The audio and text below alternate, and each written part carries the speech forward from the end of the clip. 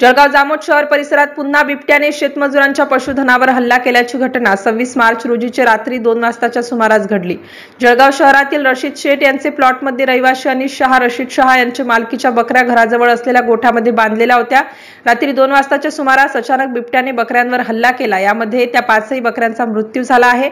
या हल्ल्यानंतर हे बिबट रात्री शहरालगतच्या रसूलपूर शिवारात जाताना परिसरात चर्चा सुरू आहे। एकाच ठिकाणी 2 दिवसात दुसरी घटना घडल्याने परिसरातील नागरिकांमध्ये भीतीचे वातावरण निर्माण झाले आहे। वन्य प्राण्यांचा बंदोबस्त करण्यासाठी वन विभागाने तात्काळ उपाययोजना करणे गरजेचे असताना अधिकारी केवळ घटनेचा पंचनामा करण्याकरिता त्या पंचनामा करण्याच्या व्यतिरिक्त कोणतीही ठोस उपाययोजना करत नसल्याचा आरोप नुकसानग्रस्त पशुपालकांकडून करण्यात येत आहे। MCN न्यूज मराठी करिता संजय दांडगे, जळगाव। आमच्या घर कुडाच्यात निरा एक दोस्त मला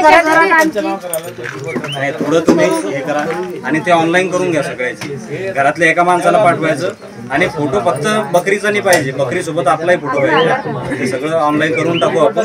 तुम्ही फक्त आधार कार्ड वगैरे ते डॉक्युमेंट वगैरे त्यांचं पाठवा। ते तुमच्याकडे द्यावं लागेल यांना नाही, ज्यांचे जवळ जनावर आहे ज्यांच्याकडे जनावर आहेत त्यांनी सगळ्यांनी आपले जनावर ऑनलाईन बिल्ले मारून घ्यायचे।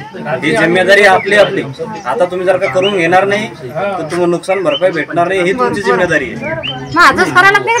आज करा उद्या करा तुमच्या फुरसतीनुसार। ज्या दिवशी आपलं कार्यालय सुरू असते रविवार सोडून बाकी दिवशी कधी यायचं करून घ्यायचं।